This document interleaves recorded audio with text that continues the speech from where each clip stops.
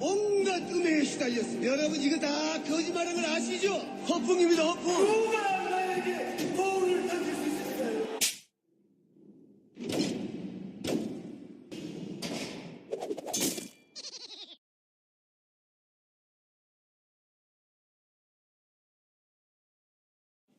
각하 배웅방송 다스베이다 제 12회 시작하겠습니다. 자, 중년 주진우. 안녕하세요. 주진우 기자입니다. 네. 그리고 홀쭉 김용민입니다. 안녕하세요. 저도 중년입니다. 올해가 이제 박정희가 쿠데타를 일으켰던 45입니다. 예. 이제 뭔가 뜻을 펼칠 때가 온 것 같아요. 예. 너 교수 됐더라. 이거 뭐, 예. 감사합니다. 예. 감사합니다. 자, 우리 연설부터 듣고 합시다. 안녕하십니까. 거지같이 살다가 부자가 되기 위해서 족같은 짓을 하고는 좀 많이 명박이가 인사를 드리게 되었습니다. 국민 여러분, 명박이가 저를 맞이하는 게 아닌가 하는 생각하고 있는 걸로 알고 있습니다. 그러나 다스라는 회사의 실제 주인은 명박이가 아니라 아들이 것이고 아들을 위한 조직으로 새롭게 태어났습니다. 자기 회사니까 밖에 다 빼가지 저를 괴롭힐 것이 아니라 아들을 감옥에 보내는 것이 지역 경제와 서민 경제를 살리는데 큰 보탬이 될 수 있습니다. 다스라는 회사를 잘 알고 있다는 사람들이 생각보다도 많습니다. 이게 많이 안다는 게 참 머리가 아플 때가 많습니다. 차라리 모른 척하고 지나가지. 18조 같은 이런 사람이 많은 사회가 좋지 않은 사회예요. 무슨 추울죄를 지었다고 나를 죽이려고 이렇게 생각하는지 모르겠습니다. 여러분. 입만 살았다는 뜻이거든요. 야, 이 새끼야. 너 이름이 뭐지? 한 젊은이가 세상을 자기 힘으로 살려고 하는데 나라가 그 길을 막는다면? 이렇게 이야기를 했다고 제가 어떻게 됐을까? 미친씨, 그날 새끼라고 명박이가 말씀드렸습니다. 정말 지난주에 큰, 보물을 발견했습니다. 저거 MB의 간증을 쭉 듣다가, 야, 이 새끼야. 이 새끼 한마디를 찾아낸 거예요. 그래서, 너 이름이 뭐지? 그 앞에 붙였습니다. 저거 뭐야? 미친. 미친 씨부랄 새끼. 요거, 미친, 이거 뭐, 우리 경제에 악영향을 미친해서 미친을 따고, 저거는 네, 씨, 불, 알, 이걸 이제 하나씩 빼가지고 붙인 거고. 예, 새끼는 그 삼시세끼 못 먹었다고 새끼. 8만 대장 정도 나중에 한번 독경을 한번 만들어 볼까 생각 중입니다. 예. MB 목소리로. 자, 이제 본론으로 들어가서, 오늘을. 요즘 일단 이거는 넘기고 하죠. 이게 캡처가 해서 돌아다녀요. 미친 씨부라 새끼가. 페이지는 좀 넘기고 가야지. 내 사진하고 합성해가지고. 내가 이제 전도사인데. 그래도 좀. 아니, 너무 욕을 한다고 지금 걱정들이 많아요, 저. 예? 걱정들이 많아요. 목사 한 수를 안 줄 수가 있어. 저 얘기한다고? 아니, 무슨 목사 지망생이 이렇게 욕을 많이 하냐고. 그런 걱정을 들었어요. 예. 야, 그냥 해. 이제 지울 수도 없어. 너무 많아, 그렇게는. 자, 지난 시간에 최근에 댓글 공장하고 삼성이 어떤 식으로든 연루되어 있을 수 있다. 삼성이 계속 나옵니다. 예. 개인적으로 저는 그렇게 생각한다고 강력히 주장했습니다. 근데 이제, 설마, 삼성 같은 글로벌한 기업이 무슨 댓글, 이렇게 생각할 수 있는데, 삼성은 이 분야에 국내 최고 선두주자예요. 자, 네. 이거는 지금으로부터 10년 전 이야기입니다. 김영철 변호사. 그러니까 10년 전에 처음 삼성 비자금을 들고 나왔을 때, 그때 사실은 많은 사람들이 주목하지 않았지만, 삼성에 댓글 조직이 있다는 얘기를 합니다. 그때. 유일하게 한 번 합니다. 삼성 내부에 댓글 다는 팀이 있어요. 많은 숫자가 활동을 하고 있는데. 삼성 내부에 댓글 다는 팀이 있다. 이게 또 무슨 말이에요? 아르바이트가 아니고 정규직이에요, 그거. 그게 무슨 말이에요? 인터넷 여론을 공작하는 팀이 있어요. 그러면 삼성에 관한 기사가 뜨면은. 그렇죠. 벌떼처럼 덤벼들어서. 몇 명이나 있습니까? 제가 그때 기억으로는 150명 정도가 했던 걸로 아는데 지금은 모르겠네요. 아니, 우리가 이제 댓글들 보면 장난스럽게, 어디 알바가 떠서 이런 알바 아니에요. 라는 얘기 하는데. 정규직이에요. 알바한테 그런 위험한 일 시키면 되겠어요? 삼성은 정규직으로 써요, 그런 거. 그 댓글 다는 팀은 어느 소속인가요? 제가 지휘야 뭐 장충기인가 하는 사람이 지금 뭐 그쪽에서 할 거고, SDS 쪽 소속은 잘 모르겠어요. 그러면 이게 삼성의 소속은, 삼성이라는 게 여러 개, 50개, 60개 회사가 아니에요, 그게. 단일한 회사로 운영되니까. 이게 10년 전에 했던 얘기예요. 10년 전에. 국정원은 예산을 받잖아요. 인력도 한정됩니다. 그리고 어쨌든 보고를 하게 돼 있어요. 그렇잖아요? 문서가 남고 결국 이제 정권이 바뀌고 나서 들켰죠. 근데 10년 전에 이미 그 정규직을 두고 돈도 있고 인력도 있고 정보도 있고 기술도 있고 다 있어요. 최고 수준인데 그때도 수사가 안 됐고 정권이 교체돼도 잡히지 않습니다. 여기는. 잘 생각해 보십시오. 가장 가고 싶어 하는 회사 삼성, 가장 존경하는 사람 이건희 항상 나옵니다. 삼성이 수사를 받으면 국가 경제에 미치는 영향을 생각해라. 그런 댓글이 계속 달리지 않습니까? 그런 여론, 그런 이미지를 만들기 위해서 삼성은 그때부터 노력했습니다. 10년 전에 이미 조직이 갖춰져 있었고 그랬다는 얘기는 그 이전부터 했었다는 얘기죠. 네. 이거는 딱 한 번 인터뷰가 이렇게 등장하고 네. 후속 기사나 관련 기사가 전혀 없어요. 유일한 내용입니다. 그때는 김영철 변호사가 얘기했던 내용이 너무 많은 폭발적인 사안들이 많았는데 그건 지나갔죠. 근데 지금 이제 복귀해 보니 그러니까요. 국정원 댓글 공작 시발단이 터지고 나서야 그런 조직이 있을 수 있다는 생각을 하게 된 것이지 저 때는 생각을 못했단 말이에요. 근데 저 때는 이미 정규직으로 그렇게 있었다는 거예요. 150명이나. 장충기 이름 나오죠? 장충기가 이런 대관 업무, 이런 업무는 총괄했던 사람입니다. 관을 상대한다는데 관을 상대하는 게 아니라 관을 지휘하고 있습니다. 아니 무슨 난 호를 대관하는 그런 업무를 담당한 줄 알았어.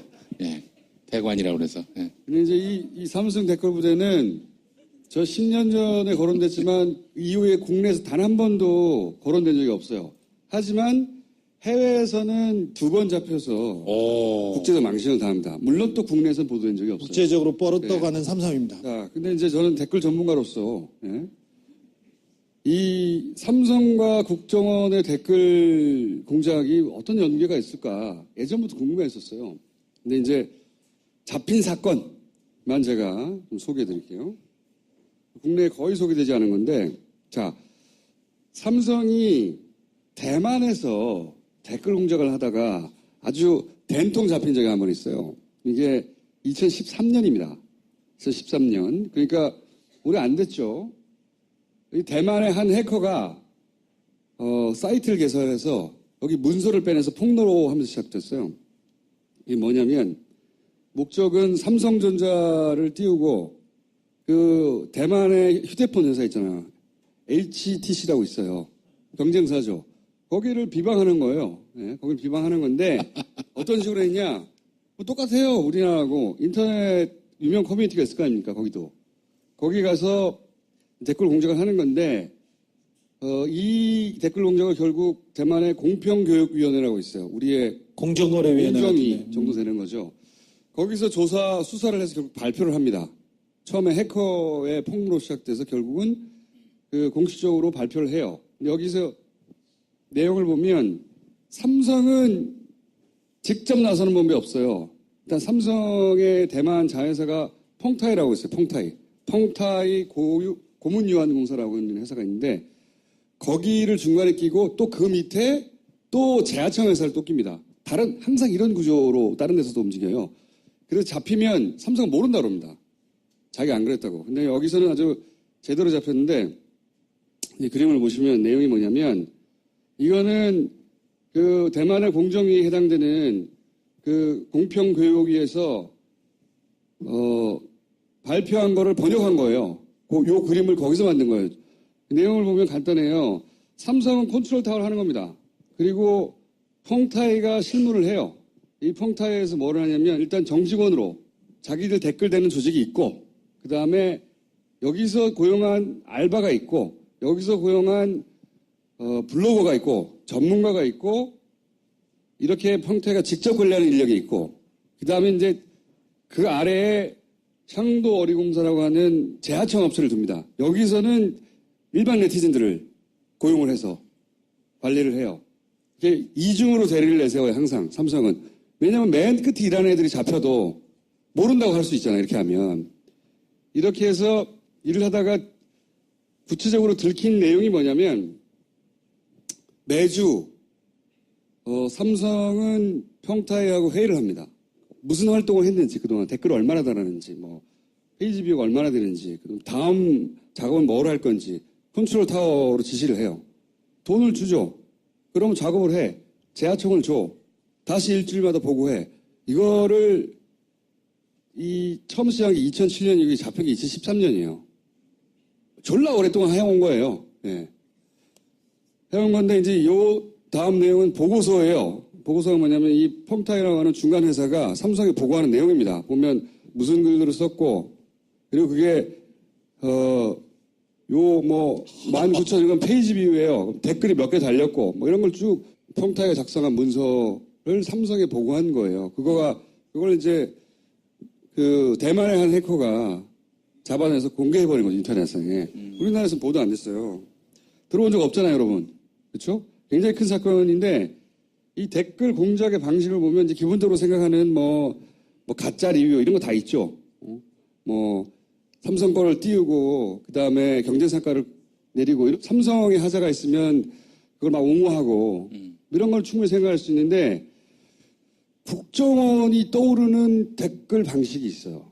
예를 들어서 자기가 경쟁사 제품을 쓰는 사람이라고 해요. 삼성 게 아니라. 그런데 가짜 유저죠. 자기가 쓰고 있는 그 경쟁사 제품을 막 욕합니다. 그러면은 그 제품을 쓰고 있는 옹호하는 사람도 나타날 수 있잖아요. 그러면 그 사람을 굉장히 거칠게 인신공격을 해요.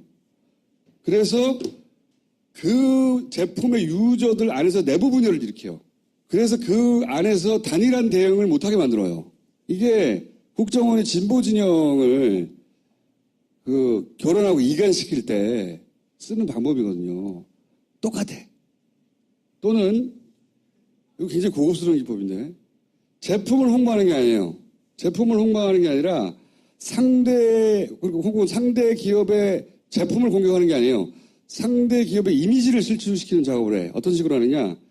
삼성이 이제 대만에 민속공원이 있는데 그걸 후원해서 삼성은 런던까지 가게 만들어줬는데 그런데 HTC, 대만의 이 회사는 인색하다. 돈도 안 쓴다. 그러면서 삼성은 훌륭한 기업인데 여기는 굉장히 돈에 이제 옹색하고 수전노 이런 이미지를 확 만드는 거예요.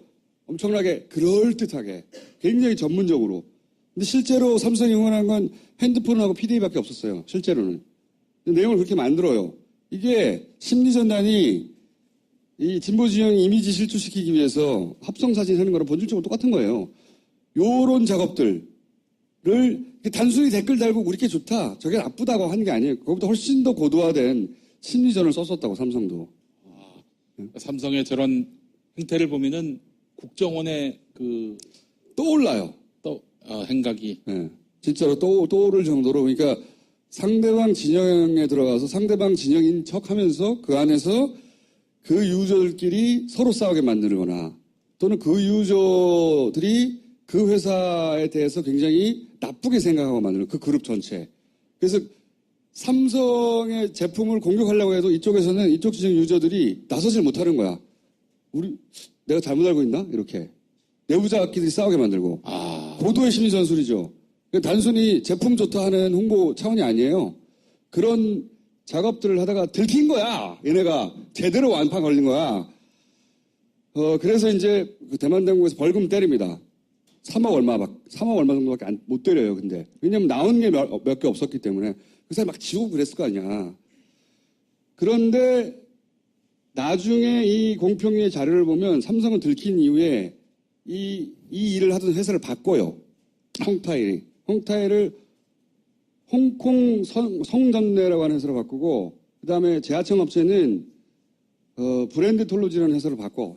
그리고 나서 그 조직을 그대로 유지합니다. 그리고 나서 안 들켜요.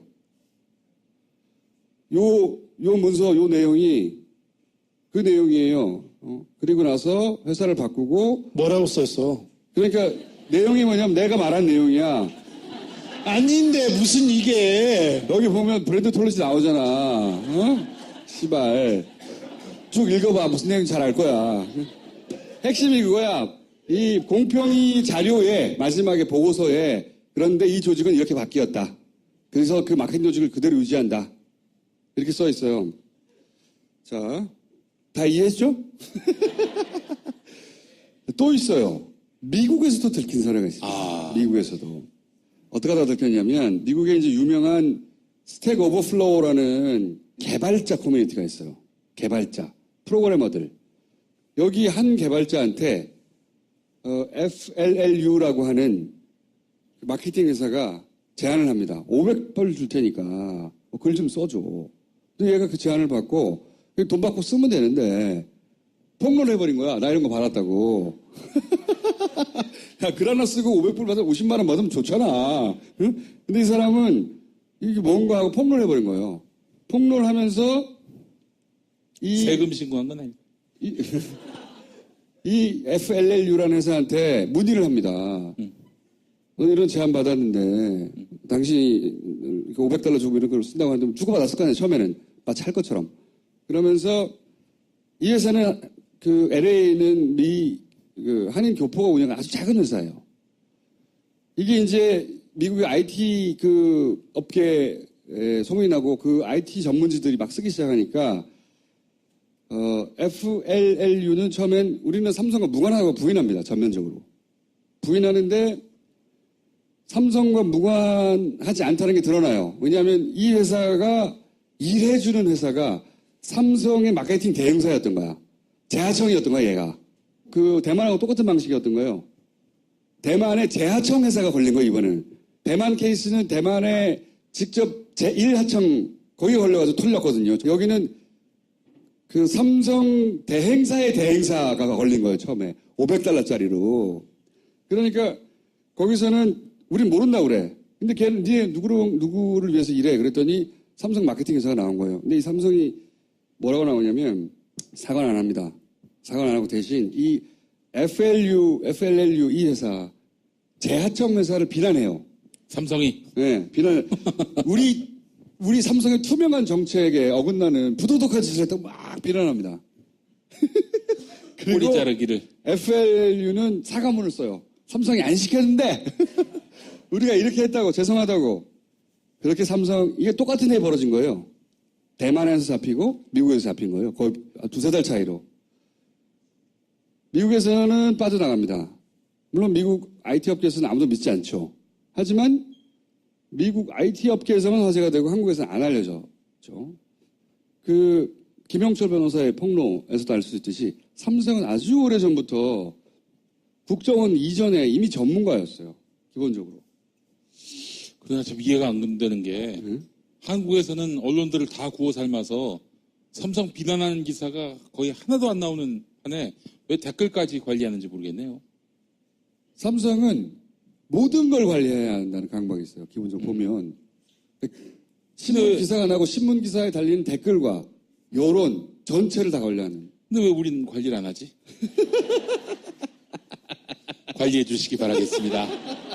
전 좀 쌉니다. 야, 너 얼마면 돼, 너는? 나도 50만 원만 줘. 야, 글 하나에 50만 원이야? 예, 그렇지. 너무 싸다, 씨발. 한 끼 밥도 안 된다 너한테.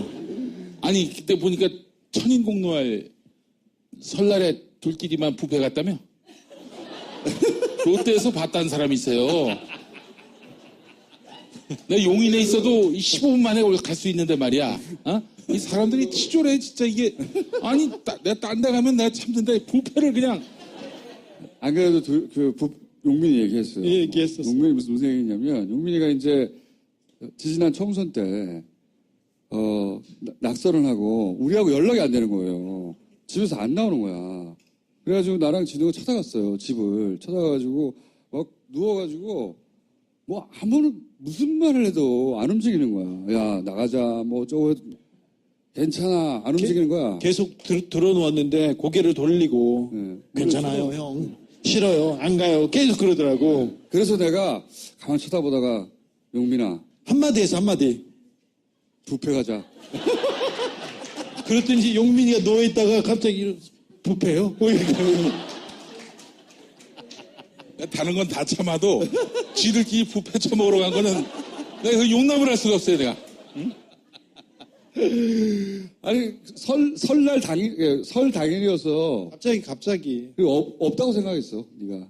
내가 왜 없어? 없어도 부패 있으면 무덤에서도 일어나요, 내가. 그 어떤 말을 해도 안 움직이다가 얼마나 부패 그러니까 쓱.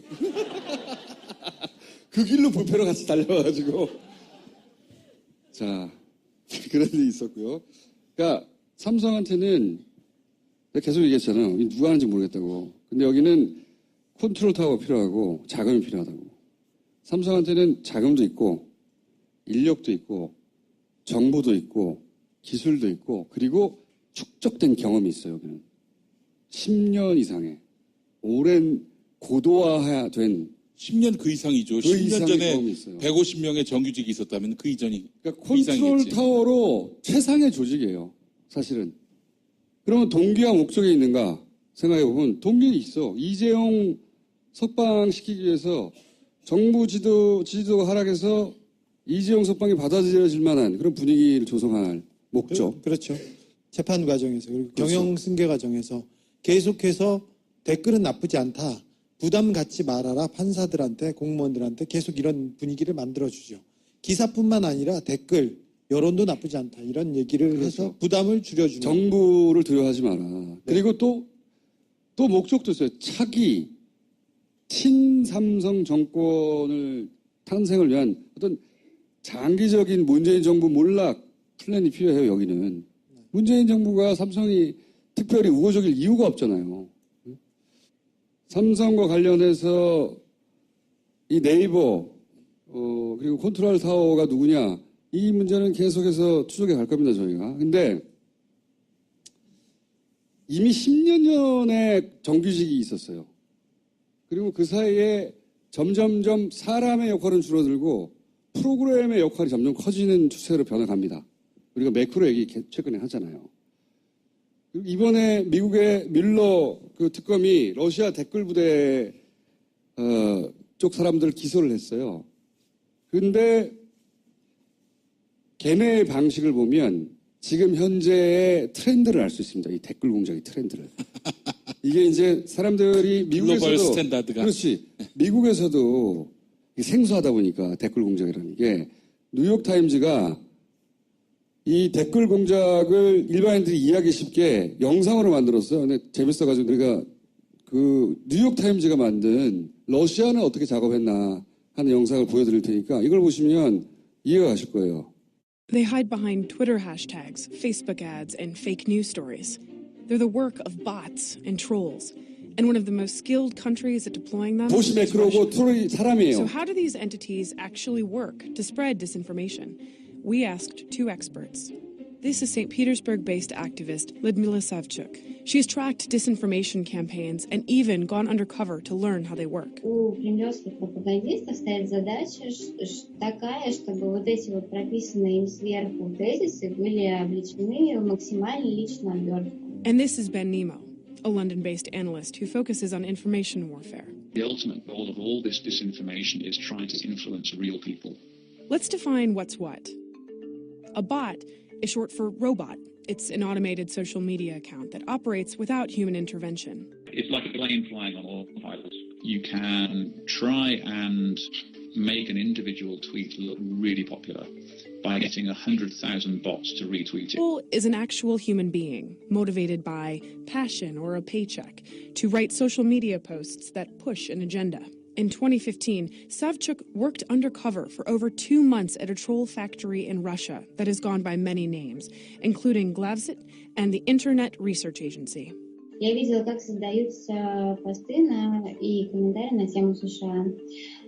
И если Troll accounts are usually anonymous or pretend to be someone else, like hipsters or car repairmen. Trolls can also set up bots to amplify a message. What you'll often find is that one individual troll is surrounded by lots of bots which will then retweet them. Today, Russia hopes to win the second Cold War through the force of politics as opposed to the politics of force. How can you stop them? You can't. Even Vladimir Putin seems to agree. Хакеры же люди свободные.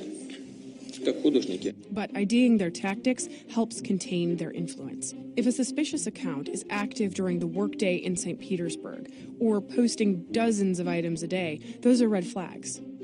Decode the anonymity. Look for alphanumeric scrambles in a user's name and try Googling its profile picture. If you see somebody with an attractive photo on Twitter or Facebook, then search for the image and you'll probably find out that it's a German supermodel. Look at the language. If an account makes grammar mistakes typical for Russian speakers or changes behavior during times of strained Russian-US relations, then congratulations, you might have caught a bot or a pro-Kremlin troll. 선구자가 러시아가 아니라 한국인데. 자, 저기서는 페이스북을 중심으로 해서 트위터를 활용했지만 본질적으로는 똑같아요. 사람이 등장해서 메시지를 만들고 그걸 가지고 가짜 보트리 이걸 퍼뜨리는 거예요. 우리도 지금 똑같이 그렇게 하고 있거든요. 네이버의 댓글도 사람이 쓰긴 쓰는 거예요. 그 글 자체는. 근데 그걸 최상위로 끌어올리는 것은 보시하는 겁니다. 보시라는 건 로봇의 줄임말이고 매크로는 보수의 일종인 거죠. 프로그램, 자동화된 것 다 보시예요. 뉴욕타임즈나 언론들 크게 다뤘어요. 예를 들어서 최근에 보세요. 공장 철수한다. GM. 이거는 진보 보수 상관없이 일반인들 눈에는 먹튀야. 막 화가 날 일이에요. 그냥. 그런데 댓글은 엄청난 문재인 정부에 대한 공격으로 이어집니다. 이 GM 대우 문제는 사실은 이명박 박근혜 때 있었던 일이에요. 그것도 그렇지만 짱깨들에겐 굽신거리면서 미국엔 콧대를 세운다. 그 다음에 무슨 수로 정면 대응을 하냐. 개똥 외교. 크크크. 야 진짜 끌어내려야 한다. 이게 탑이 올라간 거예요.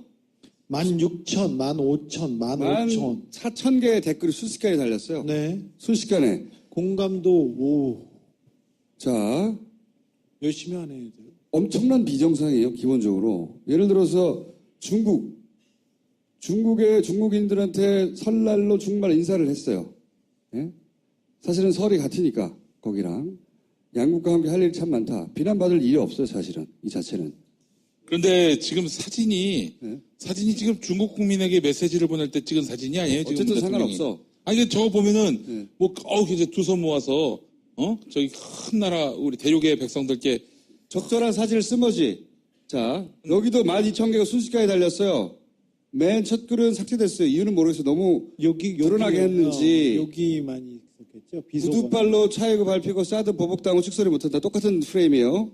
역시 친중, 중국 속국 인중. 짱게 저런 말 잘 안 쓰는데 유독 저런 단어 많이 있더라고요. 그 프레임은 중국에 굽신거리고 미국과 멀리 해가지고 이 모든 일을 당하고 있다. 이런 프레임이 둘 다에 등장한 거예요. 순식간에 10,000개가 넘는 글이 올라가고.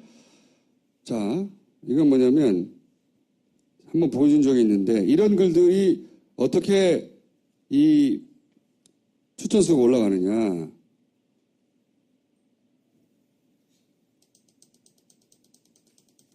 이제 손으로 해본 거예요. 엄청난 속도로 쭉 올라가요.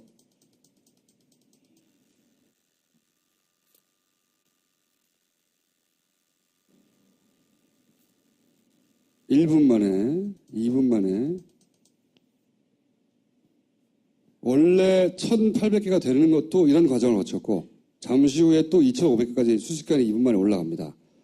근데 더 중요한 것은, 이렇게 순식간에 올라가잖아요? 어느 지점에 이르면 속도가 확 떨어져요. 저는 올리는 것도 올리는 거지만, 제가 관찰한 바에 의하면, 일정한 그 내부 알고리즘에 도달하면 속도가 확 떨어져요. 사실 어떤 사람들이 어떤 여론이 있어서 어떤 비난글을 달면 비슷한 정도로 쫙 달려야 되는 거예요. 계속. 비난이라는 게 특정 시간대에 2분 내에 다 몰려서 사람들이 그 기사를 볼 리가 있습니까? 그렇잖아요? 5분 있다가 10분 있다가 1시간 후에도 보고 비슷한 정도를 느껴야 되는 거 아니에요? 비슷한 여론이라면. 근데 이런 거는 확 올라갔다가 글이 추천수가 싹 안 올라가요. 이 봇은 알고리즘에 의해서 어떤 정도의 추천까지 가면 조절을 한다는 거죠. 이게 상관없이 계속 올라가 봐요. 10만 개, 20만 개 안 될 거 아니야. 게다가 요거는 비추하고도 비율을 맞추는 것 같아요. 추첨만 끊임없이 올라가 봐. 이렇게 생각해 보세요. 이걸 만드는 사람들이 바보가 아니에요. 고도로 경험이 축적된 전문가라고 생각해 보세요. 당연히 그럴 거 아니겠어요? 그런 식으로 움직입니다. 제가 관찰한 바에 의하면. 지금은 네이버가 이 봇 작업의 요충지예요. 근데 여러 번 얘기했지만 네이버만 이런 게 아니에요. 국내 모든 대형 커뮤니티는 다 합니다. 다. 지난번에 보배드림이라고 하는 중고매매 사이트도 얘기했잖아요. 사람만 모이면 다 해요. 사람만 모이면.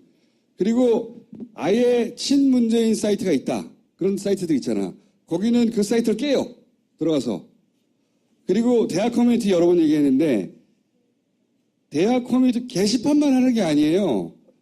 이거는 이제 또 다른 증거 같은 건데 갑자기 봇 작업을 한 다음에 같은 시간대인데 일순간에 글을 다 삭제할 때가 있어요. 이렇게 보세요. 전부 다 다른 아이디잖아요. 다른 아이디인데 거의 같은 시간에 일제히 글이 삭제됩니다. 뭔가 작업을 하다가 이 지시가 내려온 것 같아요. 그렇죠. 여기가 아닌가비 하고 딴 데로 갔거나 이 프레임이 아닌가비 하고 삭제했거나 일순간에 삭제된 거예요. 이건. 이게 다 다른 사람인데 서로 연락해가지고 모르는 사람들이 자기 글들을 삭제하자고 할 수가 있어요? 모르는 사람들이. 그럴 수는 없잖아요. 일순간에 삭제된 거예요. 다. 그러니까 여기서 작업하는 건 명백합니다. 네이버에서. 이거 의심이 여지가 추정이 아니에요. 작업해요. 봇을 돌려서. 우리가 네이버 서버를 들여다볼 수 없으니까 이렇게밖에 말 못하는 거지. 작업해요. 작업하는데 그런데 그게 네이버 커뮤니티뿐만 아니에요. 이건 뭐냐면 에브리타임이라고 하는 앱입니다. 앱. 보통 대학생 아닌 사람들 모르는 거예요. 여기는 뭐냐면 대학생들이 쓰는 앱이에요. 내 말은 우리가 흔히 쓰는 게시판이 아니라 앱. 앱에도 등장한다. M이 뒤진 문재인 정부 새끼들. 문재인의 뜻이다. 서민 새끼들이 돈을 벌락하노. 서민들은 돈 못 번다 이거죠. 문재인은 서민 대통령 문재인 중상층까지 서민을 만든다. 가상화폐 폐지. 문재인 게시발 시키. 문재인 개새끼. 문재인 사망시 문장. 이게 그 게시판에 에브리타임이라고 대학생들이 많이 쓰는 앱이에요. 앱. 여기도 들어가. 우리는 상상 못하고 있었지만 뒤져보면 여기뿐만 아닙니다. 예를 들어서 웹툰이 진짜 많아. 사람들이 웹툰도 많이 봐요. 웹툰 댓글도 보세요. 이제 다 이런 식이에요. 아프리카 채팅방. 모든 종류의 인터넷에 사람이 모이는 곳에 다 여기 작업을 하고 있어요. 다. 모든 종류. 우리는 네이버를 주로 보고 대부분은 그냥 그 정도에서 그치니까 네이버 봇이 있구나 이렇게 생각하는데 제가 말했잖아요. 그 정도가 아니에요. 10대 커뮤니티. 10대도 해. 10대도 문제양 달려요. 10대 커뮤니티에도. 60대 이상은 우리가 잘 알고 있는 카톡. 예를 들어 또 이런 것도 있어요. DC 인사이드에 어떤 글들을 보면 김일성 가면 떡상 가자. 클릭하면 내용이 없어요. 여기 뭔지 알아요? 이 매크로의 가장 아킬레스건은 여러 사람 다 다른 사람이 한 것으로 보여야 되잖아요. 그 IP가 필요해요. 접속하는. 그걸 프로그램으로 변조할 수도 있지만 그 잡혀요. 찾고 싶으면 정말 수사기관이. VPN이나 여러 가지 프로그램 쓸 수 있는데 이건 어떤 프로그램이냐? 클릭하잖아요. 그러면 내 IP를 제가 땡겨와요. 내 IP는 실제 IP잖아. 그걸 땡겨가서 그 IP를 다른 데 가서 그 IP로 글을 쓰는 자동 프로그램이에요. 허허. 그런 기법이 있었어요. 이거는 정말 인터넷 댓글 문화의 댓글 공작에 정통한 사람들이나 알고 있는 고급 기법입니다. 이게 딴지일보의 1998년 게시판이 인터넷 게시판 문화의 이 출범지거든. 20년째 봐왔어요, 저는. 이런 발전 과정을. 그 게시판에 첫 번째 글 쓴 사람이 누굽니까? 나지. 뭐라고 썼어요? 딴지일보 정말 멋지군요. 내가 썼지. 첫 번째 가짜 댓글을 내가 달았어. 댓글 공작의 효시를 보고 계시군요.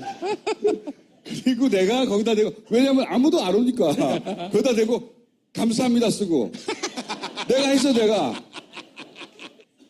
근데, 그래서 사실 오랫동안 저는 게시판 문화가 어떻게 발전해 왔는지 봐왔어요. 그리고 수많은 일들을 봐왔고, 이런 댓글 공작이 있는 걸 봤는데, 지금처럼, 이명박 대선, 박근혜 대선도 이러지 않았어요. 이 정도 수준은 아니었어요. 지금처럼 이렇게 전방위로 모든 종류에 등장하는 건 처음 봤어요, 저는. 댓글이 갑자기요. 이거는 과거에 국정원, 기무사, 사이버 사령부 다 합친 것보다 압도적으로 커요, 규모가. 2002년도에 대선에서 이해창 후보가 노무현 대통령한테 패했어요. 패하고 나서 갑자기 시민단체, 보수단체, 수구단체, 꼴통단체들이 우후죽순으로 생기기 시작했어요. 급증하기 시작했죠. 네. 어버이의 납도 뭐 그 무렵에. 급히 만들기 시작했는데 왜 그럴까 할 정도로 시민단체를 만들기 시작했어요. 근데 지금 이번 대선 끝나고 나서는 이 댓글이 계속해서 퍼져나오고 있어요. 이거 좀 이상해요. 확실히. 이거는 국정원이나, 저는 국정원은 아니라고 봐요. 국정원을 하기에는, 국정원은 예전에 정권을 훌로 밀어줄 때도 이런 규모까지는 못했어요. 이거는 자금을 얼마나 쓰는지, 얼마나 규모로 움직이는지 모를 정도로 모든 규모와 모든 연령층에 사람이 모이기만 하면 다 합니다, 다. 네이버가 그 가장 잘 보이는 요충지일 뿐, 다 해요, 다. 전통적인 방식, 카톡. 그 노년층 이 카톡 심각합니다. 거기 보면 지금 이제 노년층들이 받아보는 카톡 같은 거 제가 지금 하나 띄운 건데 고려 연방제 한다고 그래요. 고려 연방제 곧. 그다음 토지 소유권 곧 박탈한다 그러고 공산주의 체제로 간다 그러고 대기업은 국영화한다 그러고 그다음에 헌법에 공산인민주의를 쓸 거라고 하고. 아니 근데 이거 보내고 다른 사람한테 전달하고 전파하는 거 가짜 뉴스를 전파하는 것 자체가 범죄거든요. 그러니까 저런 사례는 하나를 잡아서 수사를 하면 되는데. 아니 그러니까 지금 뭘 하고 있는지도 이 모르겠어. 정부 여당이 댓글이 네이버에서 좀 불리하다 이 정도 수준으로 사태를 파악하면 큰일 납니다. 그렇지 않아요. 예를 들어서 문재앙이라는 키워드를 얘네가 밀고 있다는 얘기 계속 말씀드렸잖아요. 이거를 10대 유행어로 만들려고 하고 있어요. 얘네들은. 10대들끼리 쓰는. 얘네들 몇 년 있으면 다음 대선에 나오는 거예요. 노무현 대통령과 관련해서 이 다 노무현 탓이다. 난 이거 그때 작업했다고 생각하거든요. 네, 맞습니다. 그 워딩 확실해요. 만들어냈거든요. 네. 지금은 그 중에 하나는 문재앙 프레임이에요. 그 중에 또 여러 가지 프레임을 시도해보는 거 보여요. 짱깨한테 고개 숙이는 프레임, 그 다음에 서민 대통령이라고 하면서 중산층을 서민 만든다. 이런 프레임, 문재앙, 최근에 가장 많이 밀고 있는 건 문재앙이에요. 재앙아, 문재앙. 모든 연령층의 모든 종류의 커뮤니티에 달려요. 전 다 보거든요. 이 새끼 여기도 있나? 저기도 있나? 어마어마한 양의 작업이 있어. 어마어마한, 이 씨발, 이게 돈 다 어디서 거야, 이거. 규모가, 이거는 국정원이 할 수도 없고, 자유한국당이 무슨 사이버 대응팀 같은 데서 할 수 있는 규모가 아니에요, 이건. 그래서 저는 계속 이게 누가 하는 건지 의심스럽다고 말씀드려왔는데, 이재용 풀려나고 나서, 씨발 삼성이야! 라고 저는 생각하고 있습니다, 저는. 나 혼자 이렇게 생각한다고! 저도 그렇게 생각하고 있습니다. 50만 원 주면 생각 안 그러니까 하겠습니다. 너무 삼성이 싸다, 너무 싸. 해외에서도 그랬는데 쿠션 먹고 앞에 대리 세우잖아요. 직접 정직원이 움직인다고 생각하진 않아요. 네? 그러나 컨트롤 타워 역할 그리고 기술이나 자금의 지원 어떤 식의 연계가 있을 수 있다. 저는 그렇게 강력히 의심하고 있고요. 정경련에서 수구 단체들, 보수 단체라고 할 수도 없는 진짜 폐륜 집단에게 돈을 보내서 집회를 하게 만들고 그 다음에 여론 공작을 나서게 했습니다. 전경련의 돈으로 그리고 기업체의 돈으로. 그 뒤에 삼성이 있습니다.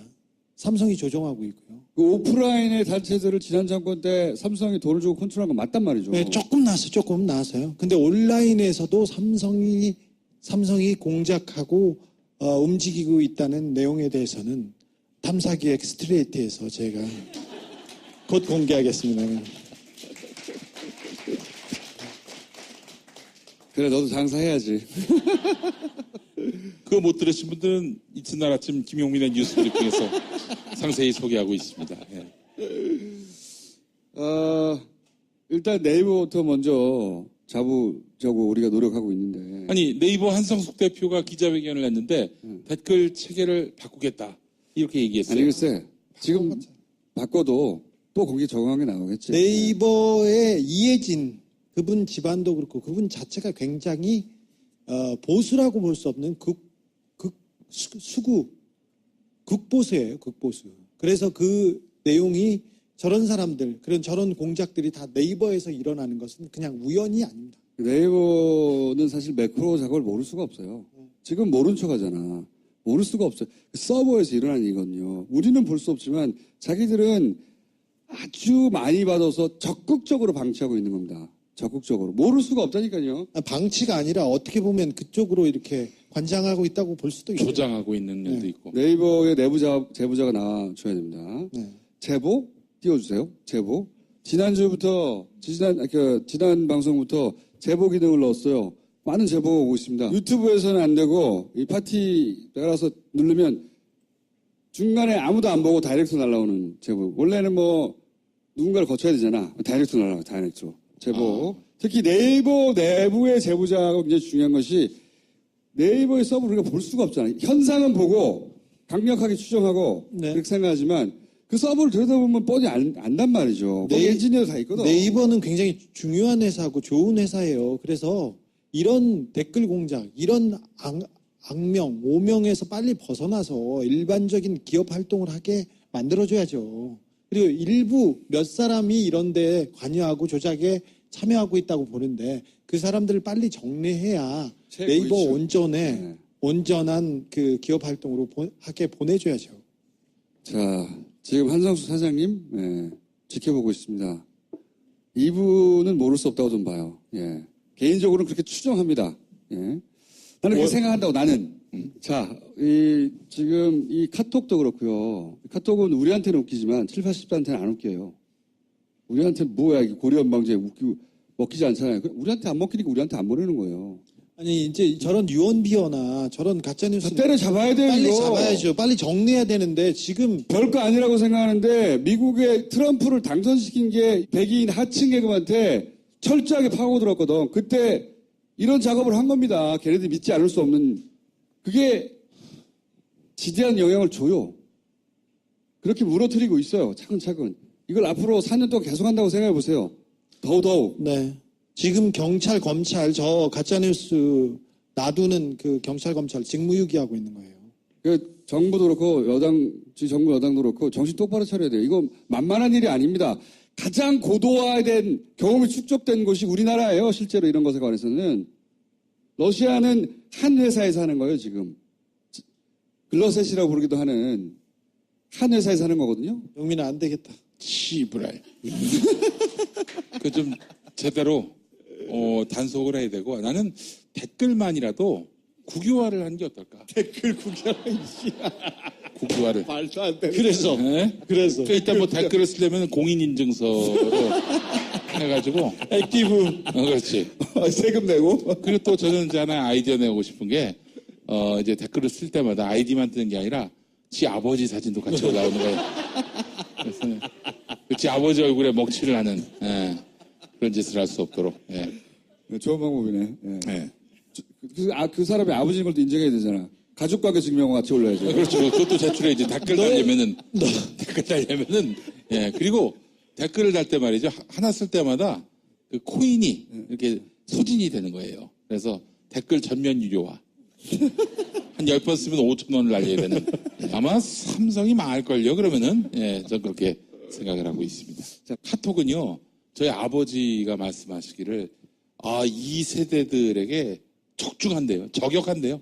적중해. 이거 매일매일 와요. 매일매일. 이거 지금 심각하게 생각해야 돼. 진짜 정부 여당이 큰 사업들 프로젝트 또는 뭐 큰 정책 결정 이런 것만 신경 쓰고 있을 때가 아니에요. 그것도 해야 되지만 그걸 밑바닥부터 차근차근 무너뜨리고 있다고 진짜. 아니 지난 선거 말도 안 되는 거짓말로. 작년에 있었던 선거에서는 또 영향을 많이 미쳤어요. 저 카톡 뉴스가. 근데 그 지난 선거 5년 전 선거에서는 정말 크게 미쳤는데도 불구하고 아무런 정비가 안 됐습니다. 물론 박근혜 정권에서는 저 카톡뉴스, 가짜뉴스를 정비할 이유가 없었죠. 예. 근데 이제 새 시대가 왔고 이게 문제가 되고 있다는 것을 알면서도 처벌을 잘 안 하고 잡아야 돼. 초장에 잡아야 돼요. 초장. 이미 초장은 아니지만 존나게 고도화되고 존나게 대규모로 퍼져 있다니까. 만약에 이렇게 답답하네. 이런 비슷한 종류의 그 가짜 거짓을 만들어서 제가 다른 사람한테 문자로 보냈잖아요. 김어준이 보냈잖아요. 그러면 저희는 지난 정권에서 바로 구속이었어요. 바로. 여기도 공장이 있습니다. 글을 만들어내는 공장이 있고 그걸 퍼뜨리는 조직이 있고 풀어뜨리는 프로그램이 있고 돈을 대는 곳이 있고 그런 지시사항이 매일매일 브레인들에 의해서 나와요. 그 공장 중에 하나가 바로 보수 개신교인데 제가 조만간 이 보수 개신교를 이런 가짜 뉴스를 만들어내는 세력들을 일망타진하는 그런 단체를 하나 만들까 생각하고 있습니다. 단체 이름은 단체 이름은 시브랄 선교단. 시브랄바단. 한 가지만 더. 제가 예언을 하나 할까 봐요. 예언. 이번에는 또 간만에. 이거는 이제 공작의 사고방식으로 사안을 바라봐야 보이는 뉴스인데 최근에 이제 미투 운동하고 그다음에 권력 혹은 위기에 의한 성범죄 이런 뉴스들이 엄청나게 많잖아요. 이걸 보면 미투 운동을 지지해야 되겠다. 그리고 이런 범죄를 엄단해야 되겠다. 이게 일반적인 정상적인 사고방식입니다. 그런데 공작의 사고방식을 읽어보면 어떻게 보이냐. 우리 오랫동안 공작의 사고방식으로 사안을 보면 어떻게 보이냐에 훈련된 사람들이거든. 어떻게 보이냐. 첫째, 섹스. 좋은 소재. 주목도 높아. 둘째, 진보적 가치 있어. 오케이. 그러면 피의자들을 좀 준비시켜서 진보 매체를 통해서 등장시켜야 되겠다. 그리고 문재인 정부의 진보적 지지자를 분열시킬 기회다. 이렇게 사고가 돌아가는 겁니다. 지금 나와 있는 뉴스는 그렇다는 얘기가 아니에요. 예언합니다. 예언. 누군가들이 나타날 것이고 그 타겟은 어디냐? 결국은 문재인 정부 청와대 진보적인 지지층 최근에 저는 이제 흐름을 보거든요, 항상. 댓글 공작의 흐름을 보면 다음에 뭘 할지가 보여요. 걔들이 밑밥을 까기 시작하기 때문에 그 흐름이 그리로 가고 있다. 준비하고 있다. 우리하고 사고방식이 달라요, 완전히. 공작의 세계에서는 사안을 완전히 다르게 봅니다. 여기서 자기들이 뽑아서 어떻게 치명타를 가할 수 있나의 관점으로만 봐요. 거기 윤리나 도덕이 다 없어. 그 관점으로 보면 올림픽 끝나면 틀림없이 그 방향으로 가는 사람 혹은 기사들이 몰려 나올 타이밍이다. 예언 한번 해줍니다. 일단. 자, 이병마 얘기로 넘어가서. 저기 가운데 있는 분이 이병모인데요. 제가 지난번에 이병모라는 얘기는 안 하고 이모 씨가 얘기를 하기 시작한다고 얘기했는데 이병모라는 사람은 청와대도 안 가고 어디에도 안 가고 집에서 집 일을 금고를 지키고 있던 금고직입니다.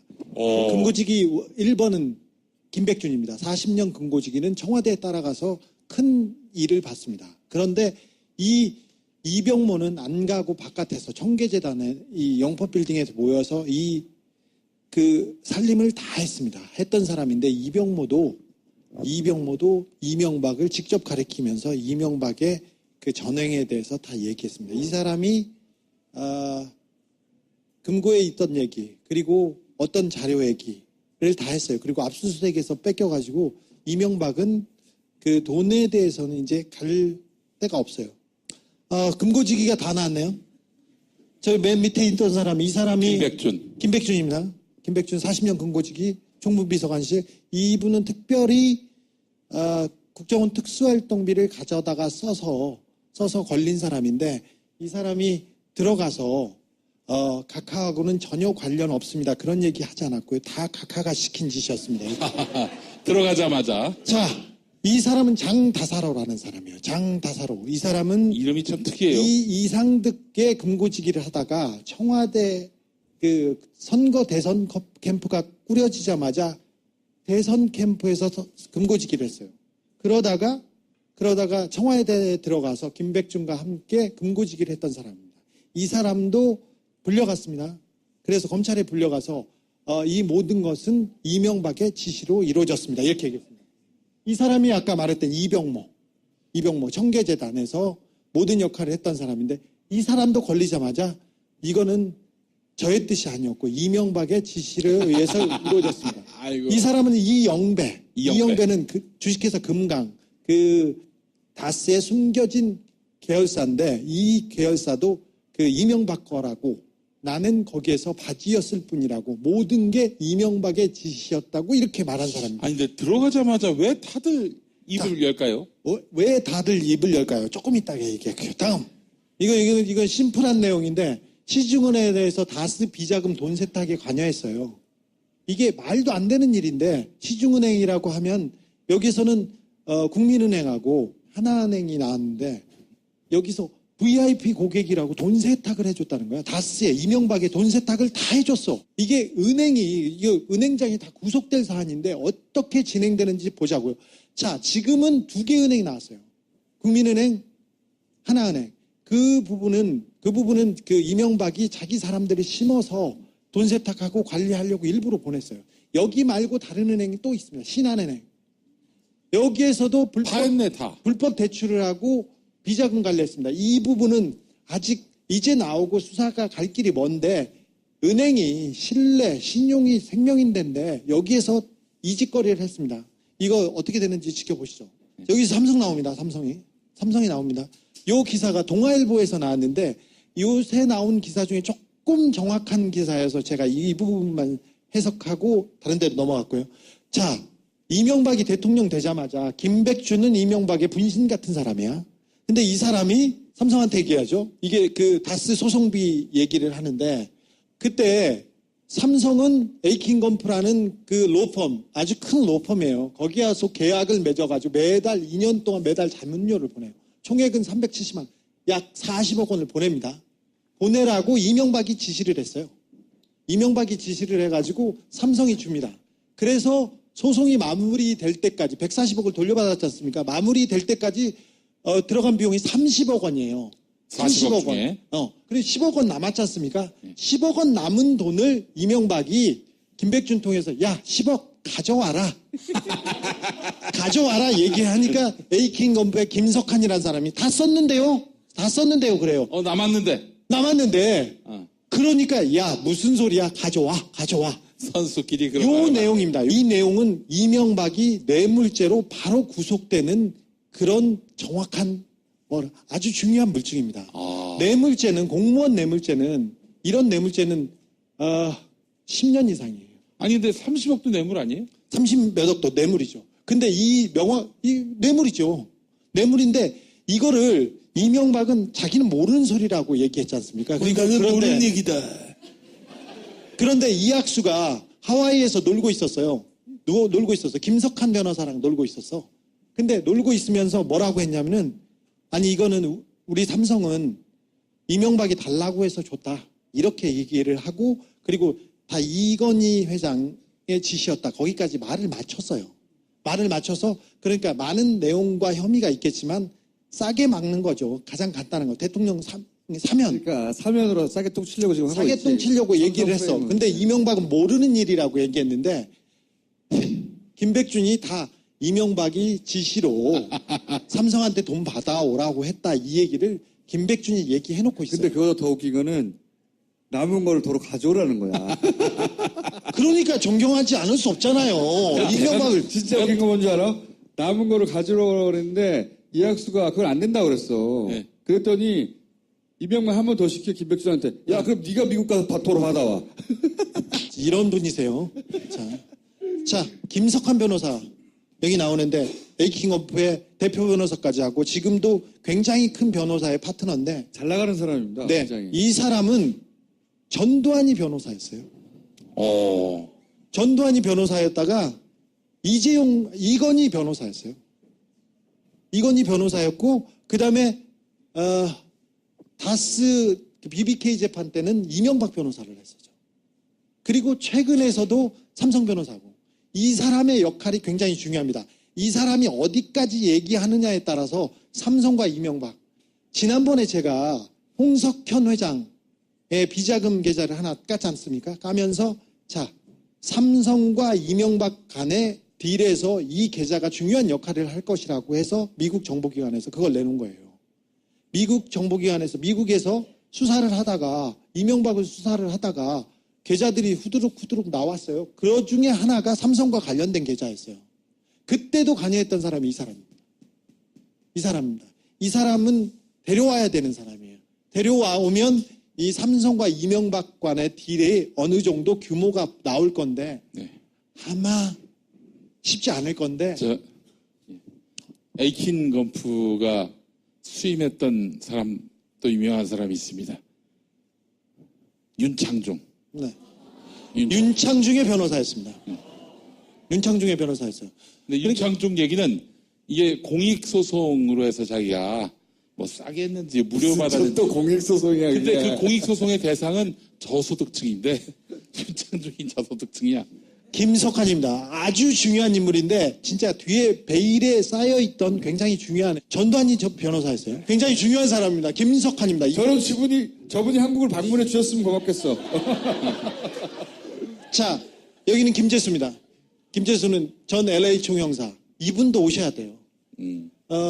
이분은 그 한국 검찰이 수사를 시작하고 수사를 진행하자마자 시민권을 딴 것으로 저는 보는데 그러더라도 이분이 와야 이게 그 MB와 다스와의 딜 이거를 실질적으로 업무를 담당했던 주무관이지 않습니까? 이 변호사를 그냥 공무원 시켜서 했던 사람이어서 이 사람 직권남용, 이 사람 뇌물 이 부분이 명확하게 밝혀질 미국에 있는 두 사람입니다. 아니 범죄인 인도조약 이런 걸로는 안 돼요? 네, 그걸로 하려고 지금 검찰에서 다 해놨습니다. 다 해놨습니다. 지금 이제 삼성은 일단 다스 대나무 딱 걸렸기 때문에 그걸로 끝내려고 지금 막 하고 있거든요. 검찰이 여기서 끝내면 절대 안 된다. 네. 절대 안 된다. 자, 진행해야 됩니다. 특별히 삼성과의 관계에 대해서 이분이 주목됩니다. 그래서 얘기를 해야 됩니다. 아까 말했던 4명의 집사들이 얘기했습니다. 그동안 있었던 이상은의 모든 돈, 이상은이 가지고 있던 지분과 재산, 그다음 김재정이 가지고 있던 지분과 재산, 모든 재산은 이명박 거라고 이미 다 얘기했어요. 그래서 뭐 이명박이 다스를 포기하거나 땅을 포기하면 된다. 그게 아니라 다 끝났어요. 이미. 그래서 이명박한테 모든 재산과 모든 의혹의 중심이 아니라 의혹이라고 할 것도 아니에요. 모든 재산은 이명박 거라고 돼 있기 때문에 이 내용은 사실상 끝났어요. 자, 우리 이명박 각하 그래도 뭐 자연과 땅 한 평도 뭐 남의 이름으로 숨겨놓은 것이 없다. 나오는 대로 거짓말합니다. 자, 올려봐요. 내가 이제 다스 중간 정리할게요. 아이고 칠판으로 오랜만에. 야, 근데 또 진짜 웃긴 게 최근에 갑자기 자진 출석한다는 얘기가 나왔잖아요. 이게 예전에 박지원 대표가 써먹었던 수법이거든요. 그러니까 검찰에서 막 오라고 하는데 과거에 그 박지원 대표 안 나간다고 그러다가 어느 아침에 확 나가버린 거예요. 근데 검찰은 조서가 준비가 안 돼 있는 거야. 준비가 안 돼 있었어요. 그때는 그러니까. 수사가 안 돼 있었어요. 사실은. 그러니까 확 가가지고 불렀는데 왔어. 조사를 해야 돼. 조서가 준비 안 돼서 커피 막 대접하고 얘기하다가 안 될 것 같아 점심 때 보냈어요. 이 자진 출두의 그 뒤통수 치기 이거는 박지원 대표가 성공시킨 아주 유명한 케이스예요. 검찰 엿먹인. 근데 자진 출두라고 말하는 자체가 이미 전략의 실패야. 그리고 저기 이명박 주변에서 가만히 앉아서 당하지 않겠다. 그러면 서서 당할 수밖에 없는 상황인데 자진 출두도 안 되는 게 뭐냐면 이미 검찰이 수사가 다 끝났어요. 그러니까. 그래서 1월 말에 너무 바보 같은 말이에요. 자진 출두. 1월 말에 이미 다스 수사는 거의 다 끝난 상태예요. 자, 여러 의혹이 있는데 자, 다스 하나에서 이명박이 3가지로 끝납니다. 다스에서 아까 김석환 변호사가 얘기했죠. 삼성에서 변호사비를 대납하고 강제로 대통령이 시켜서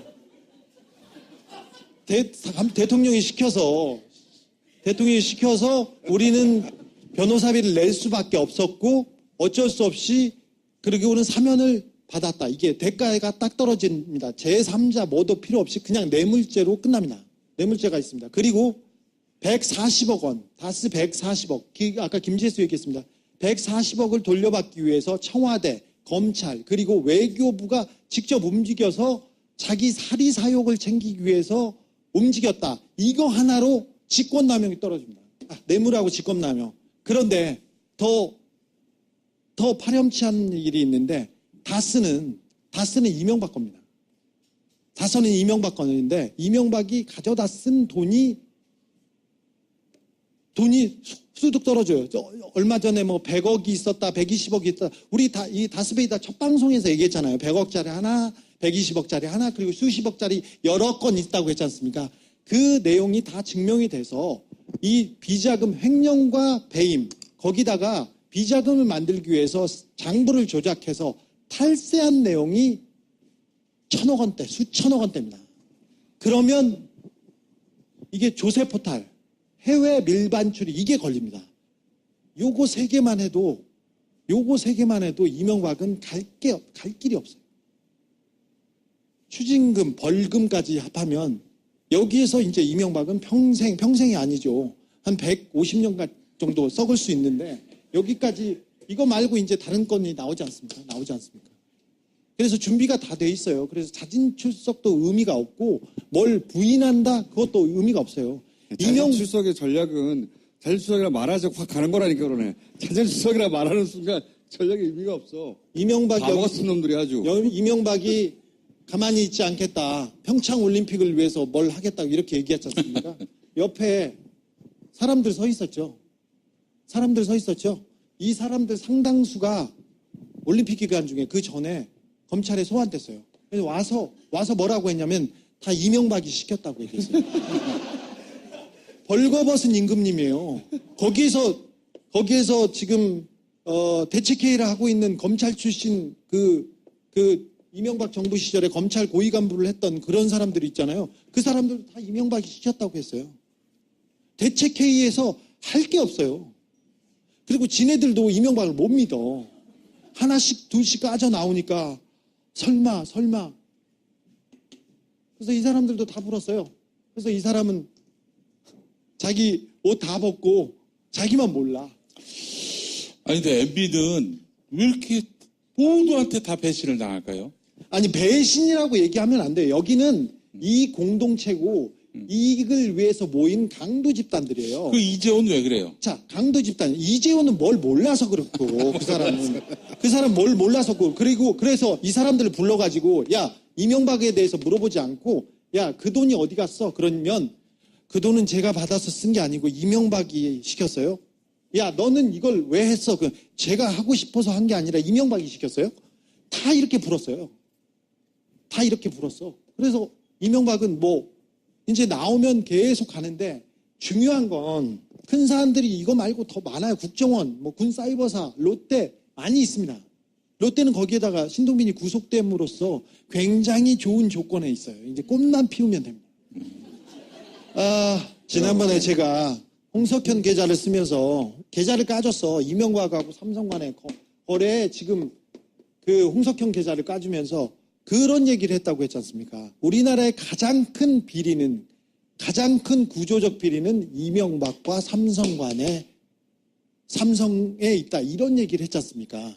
그래서 이 수사를 여기서 멈추지 말고 얘가 말하던 가짜 안보, 가짜 보수, 그리고 얘가 말하던 경제는 삼성을 위한 거였어요. 그러니 아까 그 이 뇌물도 변호사비로 사면 이건희와 그 몇몇 사람의 사면으로 끝내지 말고 이 수사도 진행돼서 우리나라의 구조적인 비리 원천인 삼성과 이명박에 대한 수사까지 좀 이어져야 됩니다. 그러려면 사람들의 관심이 조금 필요해요. 아니 이게 절호의 찬스거든요. 절호의 찬스. 처음이자 마지막일 거예요. 절호의 찬스. 삼성이 특정 정권에 이런 식으로 대가를 바라고 돈을 줬다고 명백하게 밝혀진 첫 번째 케이스예요. 이게 부인하지도 않고 다스 자기네들이 했다고 지금 얘기하고 있습니다. 다스 대납. 근데 이게 다 이명박의 크고 넓은 공 때문이야. 근데 이제 여기는 이건희 회장이 생물학적으로는 생존했지만 사실상 사망한 상태에 있다는 게 얘네들한테는 빠져나갈 구멍이었던 거야. 그래서 걸로 다 밀어붙여요. 이건희 그러니까. 회장이 시켰어요. 다 그러고 있어요.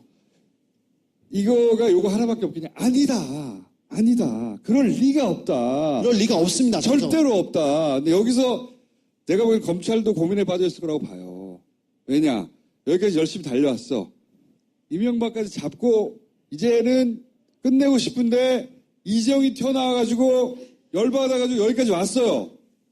여기 왔어요. 근데 갑자기 여기까지 나왔어요. 왔는데 여기서 더 나가냐 마느냐. 사실 기로에서 이거 기로에. 삼성과 베이킹건프에서 소송비 대납 얘기는 안 하고 넘어갈 거였어요. 안 하고 넘어갈 거였는데 우리 이재용 각하께서 탈옥에 성공하면서 의로운 검사들이 흥분했습니다. 사실. 이 씨발 한번 해줘. 이 씨부를 그래서 지금 여기 이게 우리나라의 여기까지 온 거예요. 여기까지. 예, 구조적인 비리에 지금 말단이 건드려졌어요. 그렇거든요. 삼성의 가장 큰 염원은 뭐 세계 1등 기업, 뭐 우리나라의 국민 기업 그게 아니라 이재용 승계였어요. 자, 1부는 여기까지 하고요. 저희가 2부에 준비한 것은 거래가 이거밖에 없었겠는가. 이명박 시절에 삼성과 거래가 아마 이 포인트에서 있었지 않을까 하는 대목을 짚는 전문가와 함께 2부 시간을. 자, 여기까지 하겠습니다. 1분. 감사합니다. 소속은 삼성이라는 게 여러 개, 50개, 60개 회사가 아니에요, 그게. 단일한 회사로 운영되니까. 이게 10년 전에 했던 얘기예요. 10년 전에. 국정원은 예산을 받잖아요. 인력도 한정됩니다. 그리고 어쨌든 보고를 하게 돼 있어요. 그렇잖아요? 문서가 남고 결국 이제 정권이 바뀌고 나서 들켰죠.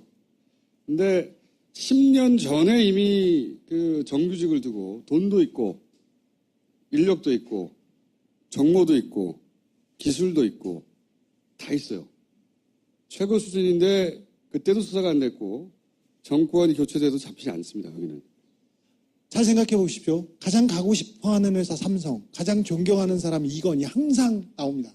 삼성이 수사를 받으면 국가 경제에 미치는 영향을 생각해라. 그런 댓글이 계속 달리지 않습니까? 그런 여론, 그런 이미지를 만들기 위해서 삼성은 그때부터 노력했습니다. 10년 전에 이미 조직이 갖춰져 있었고 그랬다는 얘기는 그 이전부터 했었다는 얘기죠. 네. 이거는 딱 한 번 인터뷰가 이렇게 등장하고 네. 후속 기사나 관련 기사가 전혀 없어요. 유일한 내용이에요. 그때는 김영철 변호사가 얘기했던 내용이 너무 많은 폭발적인 사안들이 많았는데 그건 지나갔죠. 근데 지금 이제 복귀해 보니 그러니까요. 국정원 댓글 공작 시발단이 터지고 나서야 그런 조직이 있을 수 있다는 생각을 하게 된 것이지 저 때는 생각을 못 했단 말이에요. 근데 저 때는 이미 정규직으로 그렇게 있었다는 거예요. 150명이나. 장충기 이름 나오죠? 장충기가 이런 대관 업무, 이런 업무는 총괄했던 사람입니다. 관을 상대한다는데 관을 상대하는 게 아니라 관을 지휘하고 있습니다. 아니 무슨 난 호를 대관하는 그런 업무를 담당한 줄 알았어. 예.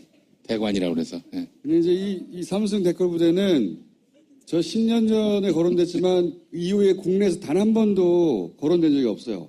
하지만 해외에서는 2번 잡혀서 국제적 망신을 당합니다. 물론 또 국내에서는 보도된 적이 없어요. 국제적으로 뻗어가는 삼성입니다. 자, 근데 이제 저는 댓글 전문가로서 이 삼성과 국정원의 댓글 공작이 어떤 연계가 있을까 예전부터 궁금했었어요.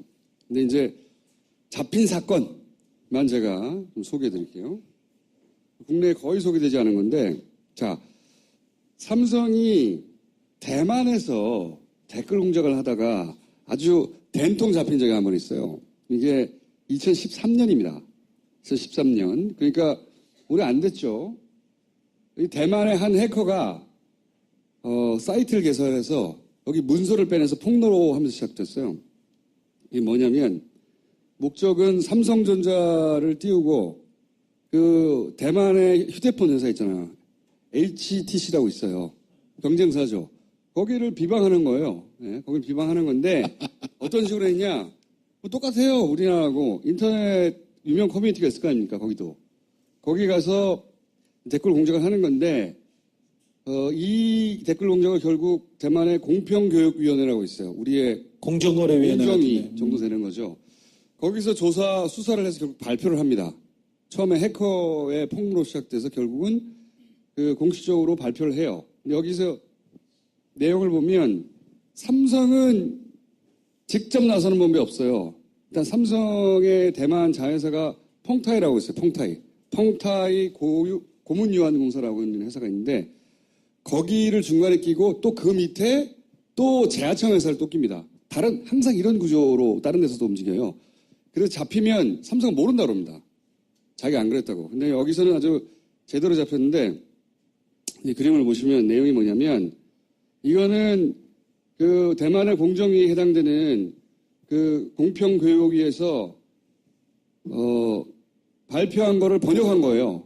요 그림을 거기서 만든 거예요. 내용을 보면 간단해요. 삼성은 컨트롤 타워를 하는 겁니다. 그리고 펑타이가 실무를 해요. 이 펑타이에서 뭘 하냐면 일단 정직원으로 자기들 댓글 대는 조직이 있고 그 다음에 여기서 고용한 알바가 있고 여기서 고용한 블로거가 있고 전문가가 있고 이렇게 펑타이가 직접 관리하는 인력이 있고 그 다음에 이제 그 아래에 향도어리공사라고 하는 제하청 업체를 둡니다. 여기서는 일반 네티즌들을 고용을 해서 관리를 해요. 이게 이중으로 대리를 내세워요, 항상, 삼성은. 왜냐하면 맨 끝에 일하는 애들이 잡혀도 모른다고 할 수 있잖아요, 이렇게 하면. 이렇게 해서 일을 하다가 구체적으로 들킨 내용이 뭐냐면 매주, 자, 다 이해했죠? 또 있어요. 미국에서도 들킨 사례가 있어요. 미국에서도. 어떻게 다 들켰냐면 미국에 이제 유명한 스택 오버플로우라는 개발자 커뮤니티가 있어요. 개발자, 프로그래머들. 여기 한 개발자한테 FLLU라고 하는 마케팅 회사가 제안을 합니다. 500불 줄 테니까 글 좀 써줘.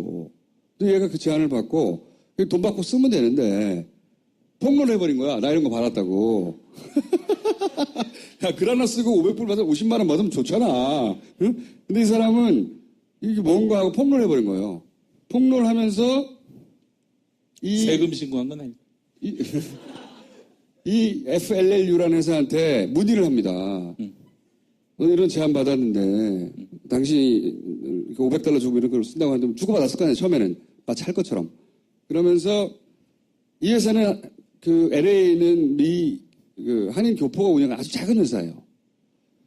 이게 이제 미국의 IT 그 업계에 소문이 나고 그 IT 전문지들이 막 쓰기 시작하니까 FLLU는 처음엔 우리는 삼성과 무관하다고 부인합니다. 전면적으로. 부인하는데 삼성과 무관하지 않다는 게 드러나요. 왜냐하면 이 회사가 일해주는 회사가 삼성의 마케팅 대행사였던 거야. 제하청이었던 거야, 얘가. 그 대만하고 똑같은 방식이었던 거예요. 대만의 제하청 회사가 걸린 거예요, 이번에는. 대만 케이스는 대만의 직접 제1하청 거기에 걸려가지고 털렸거든요. 여기는 그 삼성 대행사의 대행사가 걸린 거예요, 처음에. 500달러짜리로. 그러니까 거기서는 우린 모른다고 그래. 근데 걔는 니네 누구를 위해서 일해? 그랬더니 삼성 마케팅 회사가 나온 거예요. 근데 이 삼성이 뭐라고 나오냐면 사과는 안 합니다. 사과는 안 하고 대신 이 FLLU 이 회사 제하청 회사를 비난해요. 삼성이? 네, 비난. 우리 삼성의 투명한 정책에 어긋나는 부도덕한 짓을 했다고 막 비난합니다. 꼬리 자르기를. FLU는 사과문을 써요. 삼성이 안 시켰는데 우리가 이렇게 했다고 죄송하다고. 그렇게 삼성 이게 똑같은 일이 벌어진 거예요. 대만에서 잡히고 미국에서 잡힌 거예요. 거의 두세 달 차이로. 미국에서는 빠져나갑니다. 물론 미국 IT 업계에서는 아무도 믿지 않죠. 하지만 미국 IT 업계에서만 화제가 되고 한국에서는 안 알려졌죠. 그 김영철 변호사의 폭로에서도 알 수 있듯이 삼성은 아주 오래전부터 국정원 이전에 이미 전문가였어요. 기본적으로. 그러나 참 이해가 안 되는 게 한국에서는 언론들을 다 구워 삶아서 삼성 비난하는 기사가 거의 하나도 안 나오는 한에 왜 댓글까지 관리하는지 모르겠네요. 삼성은 모든 걸 관리해야 한다는 강박이 있어요. 기본적으로 보면. 신문 기사가 나고 신문 기사에 달리는 댓글과 여론 전체를 다 관리하는. 근데 왜 우린 관리를 안 하지? 관리해 주시기 바라겠습니다. 전 좀 쌉니다. 야, 너 얼마면 돼, 너는? 나도 50만 원만 줘. 야, 글 하나에 50만 원이야? 예, 그렇지. 너무 싸다, 씨발. 한 끼 밥도 안 된다, 너한테. 아니, 그때 보니까 천인공노할 설날에 둘끼리만 뷔페 갔다며? 롯데에서 봤다는 사람이 있어요. 내가 용인에 있어도 15분 만에 갈 수 있는데 말이야. 어? 이 사람들이 치졸해, 진짜 이게. 아니, 내가 딴 데 가면 내가 참는데 뷔페를 그냥.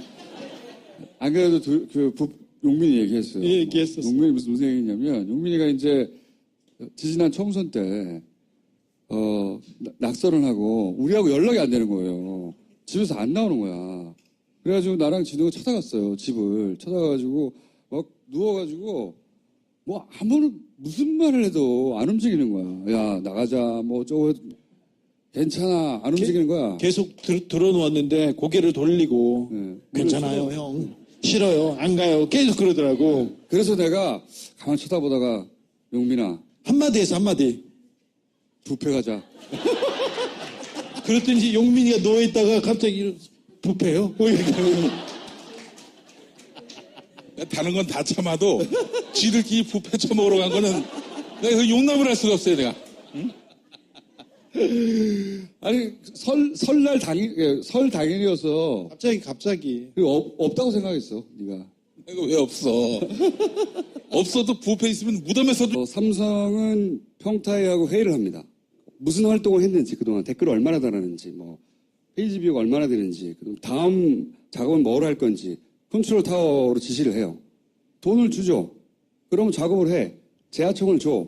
다시 일주일마다 보고해.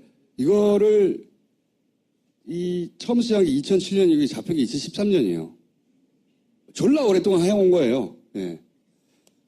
해온 건데 이제 요 다음 내용은 보고서예요. 보고서가 뭐냐면 이 펌타이라고 하는 중간 회사가 삼성에 보고하는 내용입니다. 보면 무슨 글들을 썼고 그리고 그게 19,000 이건 페이지 뷰예요. 댓글이 몇 개 달렸고 뭐 이런 걸 쭉 펌타이가 작성한 문서를 삼성에 보고한 거예요. 그걸 이제 그 대만의 한 해커가 잡아내서 공개해버린 거죠, 인터넷상에.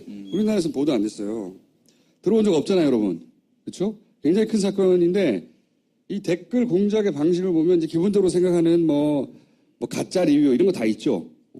뭐 삼성 거를 띄우고 그 다음에 경쟁상가를 내리고 삼성의 하자가 있으면 그걸 막 옹호하고 이런 걸 충분히 생각할 수 있는데 국정원이 떠오르는 댓글 방식이 있어요. 예를 들어서 자기가 경쟁사 제품을 쓰는 사람이라고 해요. 삼성 게 아니라. 그런데 가짜 유저죠. 자기가 쓰고 있는 그 경쟁사 제품을 막 욕합니다. 그러면은 그 제품을 쓰고 있는 옹호하는 사람이 나타날 수 있잖아요. 그러면 그 사람을 굉장히 거칠게 인신공격을 해요. 그래서 그 제품의 유저들 안에서 내부 분열을 일으켜요. 그래서 그 안에서 단일한 대응을 못하게 만들어요. 이게 국정원이 진보 진영을 결혼하고 이간시킬 때 쓰는 방법이거든요. 똑같아. 또는 이거 굉장히 고급스러운 기법인데 제품을 홍보하는 게 아니에요. 제품을 홍보하는 게 아니라 혹은 상대 기업의 제품을 공격하는 게 아니에요. 상대 기업의 이미지를 실추시키는 작업을 해. 어떤 식으로 하느냐. 삼성이 이제 대만에 민서공원이 있는데 그걸 후원해서 삼성을 런던까지 가게 만들어줬는데 그런데 HTC, 대만의 이 회사는 인색하다. 돈도 안 쓴다. 그러면서 삼성은 훌륭한 기업인데 여기는 굉장히 돈에 이제 옹색하고 수전노 이런 이미지를 확 만드는 거예요. 엄청나게 그럴듯하게 굉장히 전문적으로. 근데 실제로 삼성이 응원한 건 핸드폰하고 PDA밖에 없었어요. 실제로는. 내용을 그렇게 만들어요. 이게 심리전단이 이 진보 진영 이미지 실추시키기 위해서 합성사진 하는 거랑 본질적으로 똑같은 거예요. 요런 작업들을 단순히 댓글 달고 우리께 좋다, 저게 나쁘다고 하는 게 아니에요. 그것보다 훨씬 더 고도화된 심리전을 썼었다고, 삼성도. 삼성의 저런 행태를 보면은 국정원의 떠올라요. 행각이. 네. 진짜로 떠오를 정도로, 그러니까 상대방 진영에 들어가서 상대방 진영인 척 하면서 그 안에서 그 유저들끼리 서로 싸우게 만들거나 또는 그 유저들이 그 회사에 대해서 굉장히 나쁘게 생각하고 만드는 그 그룹 전체. 그래서 삼성의 제품을 공격하려고 해도 이쪽에서는 이쪽 지정 유저들이 나서질 못하는 거야. 내가 잘못 알고 있나? 이렇게. 내부자끼리 싸우게 만들고. 고도의 심리 전술이죠. 단순히 제품 좋다 하는 홍보 차원이 아니에요. 그런 작업들을 하다가 들킨 거야. 얘네가 제대로 완파 걸린 거야. 그래서 이제 그 대만 당국에서 벌금 때립니다. 3억 얼마 정도밖에 못 때려요, 근데. 왜냐면 나온 게 몇 개 없었기 때문에. 그 사람이 막 지우고 그랬을 거 아니야. 그런데 나중에 이 공평위의 자료를 보면 삼성은 들킨 이후에 이 일을 하던 회사를 바꿔요. 홍타일을 홍콩 성전내라고 하는 회사로 바꾸고, 그 다음에 제하청 업체는 브랜드 톨로지라는 회사로 바꿔. 그리고 나서 그 조직을 그대로 유지합니다. 그리고 나서 안 들켜요. 요 문서, 요 내용이 그 내용이에요. 그리고 나서 회사를 바꾸고. 뭐라고 썼어? 그러니까 내용이 뭐냐면 내가 말한 내용이야. 아닌데 무슨 이게. 여기 보면 브랜드 톨로지 나오잖아. 씨발. 쭉 읽어봐. 무슨 내용인지 잘 알 거야. 핵심이 그거야. 이 공평위 자료에 마지막에 보고서에 그런데 이 조직은 이렇게 바뀌었다. 그래서 그 마케팅 조직을 그대로 유지한다. 이렇게 써 있어요. 온갖 음해에 시달렸습니다. 여러분 이거 다 거짓말인 걸 아시죠? 허풍입니다, 허풍. 누가 나에게 거울을 던질 수 있을까요?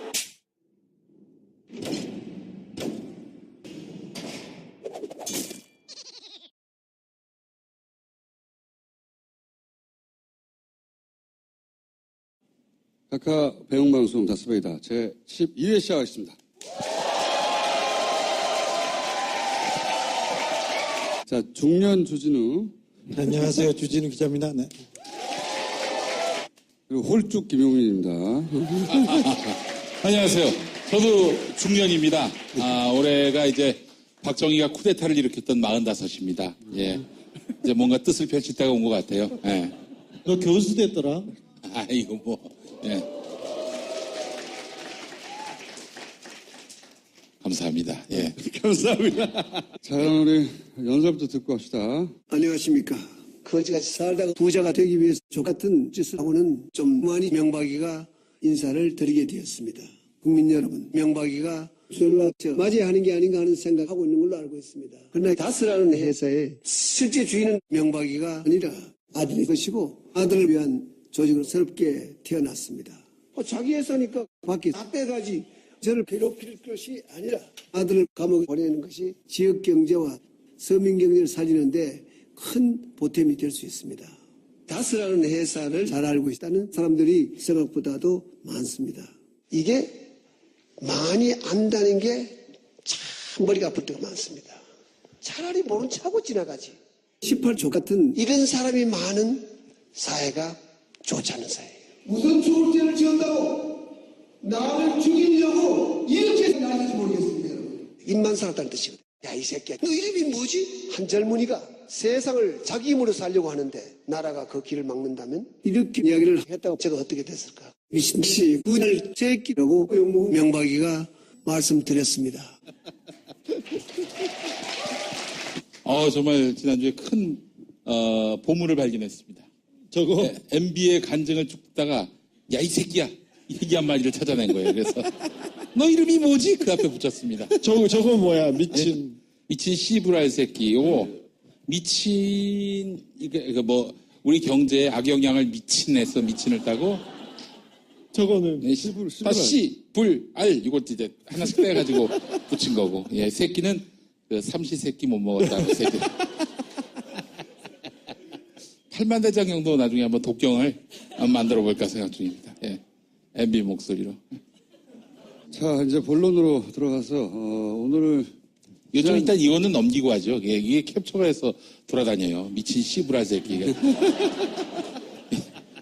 페이지는 좀 넘기고 가야지. 내 사진하고 합성해가지고 내가 뭐 이제 전도사인데 그래도 좀 너무 욕을 한다고 지금 걱정들이 많아요. 걱정들이 많아요. 목사 한 수를 안 줄 수가 있어. 저 얘기한다고? 아니 무슨 목사 지망생이 이렇게 욕을 많이 하냐고 그런 걱정을 들었어요. 야, 그냥 해. 이제 지울 수도 없어. 너무 많아, 그렇게는. 자, 지난 시간에 최근에 댓글 공장하고 삼성이 어떤 식으로든 연루되어 있을 수 있다. 삼성이 계속 나옵니다. 예. 개인적으로 저는 그렇게 생각한다고 강력히 주장했습니다. 근데 이제, 설마, 삼성 같은 글로벌한 기업이 무슨 댓글 이렇게 생각할 수 있는데 삼성은 이 분야에 국내 최고 선두주자예요. 자, 네. 이거는 지금으로부터 10년 전 이야기입니다. 김용철 변호사. 그러니까 10년 전에 처음 삼성 비자금을 들고 나왔을 때 그때 사실은 많은 사람들이 주목하지 않았지만 삼성에 댓글 조직이 있다는 얘기를 합니다. 그때. 유일하게 한 번 합니다. 삼성 내부에 댓글 다는 팀이 있어요. 많은 숫자가 활동을 하고 있는데. 삼성 내부에 댓글 다는 팀이 있다. 이게 또 무슨 말이에요? 아르바이트가 아니고 정규직이에요, 그거. 그게 무슨 말이에요? 인터넷 여론을 공작하는 팀이 있어요. 그러면 삼성에 관한 기사가 뜨면은. 그렇죠. 벌떼처럼 덤벼들어서. 몇 명이나 있습니까? 제가 그때 기억으로는 150명 정도가 했던 걸로 아는데 지금은 모르겠네요. 아니, 우리가 이제 댓글들 보면 장난스럽게, 어디 알바가 떠서 알바 아니에요? 라는 얘기 하는데. 정규직이에요. 알바한테 그런 위험한 일을 시키면 되겠어요? 삼성은 정규직으로 써요, 그런 거. 그 댓글 다는 팀은 어느 소속인가요? 제가 지휘야, 장충기인가 하는 사람이 지금 그쪽에서 할 거고, SDS 쪽 소속은 잘 모르겠어요. 그러면 삼성이. 이러나요, 내가? 그 어떤 말을 해도 안 움직이다가, 부패, 그러니까, 쓱. 그 길로 부패로 같이 달려와가지고. 자, 그런 일이 있었고요. 그러니까, 삼성한테는, 내가 계속 얘기했잖아요. 누가 하는지 모르겠다고. 근데 여기는 컨트롤 타워가 필요하고, 자금이 필요하다고. 삼성한테는 자금도 있고, 인력도 있고, 정보도 있고, 기술도 있고, 그리고 축적된 경험이 있어요, 여기는. 10년 이상의 오랜 고도화된 10년 그 이상이죠. 그 10년 이상의 전에 경험이 있어요. 150명의 정규직이 있었다면 그 이전이 그러니까 컨트롤 타워로 최상의 조직이에요. 사실은. 그러면 동기와 목적이 있는가 생각해보면 동기는 있어. 이재용 석방시키기 위해서 정부 지지도가 하락해서 이재용 석방이 받아들여질 만한 그런 분위기를 조성할 목적. 그렇죠. 재판 과정에서 그리고 그렇죠. 경영 승계 과정에서 계속해서 댓글은 나쁘지 않다. 부담 갖지 말아라. 판사들한테 공무원들한테 계속 이런 분위기를 만들어주죠. 기사뿐만 아니라 댓글, 여론도 나쁘지 않다. 이런 얘기를 그렇죠. 해서 부담을 줄여주는. 정부를 두려워하지 마라. 그리고 또 목적도 있어요. 차기 친삼성 정권을 탄생을 위한 어떤 장기적인 문재인 정부 몰락 플랜이 필요해요. 여기는. 문재인 정부가 삼성이 특별히 우호적일 이유가 없잖아요. 삼성과 관련해서 이 네이버 그리고 컨트롤 타워가 누구냐 이 문제는 계속해서 추적해 갈 겁니다. 저희가. 근데 이미 10년 전에 정규직이 있었어요. 그리고 그 사이에 점점점 사람의 역할은 줄어들고 프로그램의 역할이 점점 커지는 추세로 변해갑니다. 우리가 매크로 얘기 최근에 하잖아요. 이번에 미국의 뮬러 그 특검이 러시아 댓글 부대 쪽 사람들을 기소를 했어요. 그런데 걔네의 방식을 보면 지금 현재의 트렌드를 알 수 있습니다. 이 댓글 공작의 트렌드를. 이게 이제 사람들이 미국에서도 글로벌 스탠다드가. 그렇지. 미국에서도 생소하다 보니까 댓글 공작이라는 게 뉴욕타임즈가 이 댓글 공작을 일반인들이 이해하기 쉽게 영상으로 만들었어요. 근데 재밌어가지고 우리가 그 뉴욕타임즈가 만든 러시아는 어떻게 작업했나 하는 영상을 보여드릴 테니까 이걸 보시면 이해가 가실 거예요. They hide behind Twitter hashtags, Facebook ads, and fake news stories. They're the work of bots and trolls. And one of the most skilled countries at deploying them 보시 is 매크로고 Russia. 트롤이 사람이에요. So how do these entities actually work to spread disinformation? We asked two experts. This is St. Petersburg-based activist Lyudmila Savchuk. She has tracked disinformation campaigns and even gone undercover to learn how they work. У кремлевских пропагандистов стоит задача такая, чтобы вот эти вот прописанные им сверху тезисы были облечены максимально личную обертку. And this is Ben Nemo. a London-based analyst who focuses on information warfare. The ultimate goal of all this disinformation is trying to influence real people. Let's define what's what. A bot is short for robot. It's an automated social media account that operates without human intervention. It's like a plane flying on autopilot. You can try and make an individual tweet look really popular by getting 100,000 bots to retweet it. Troll is an actual human being, motivated by passion or a paycheck, to write social media posts that push an agenda. In 2015, Savchuk worked undercover for over 2 months at a troll factory in Russia that has gone by many names, including Glavsit and the Internet Research Agency. Я видела, как создаются посты и комментарии на тему США.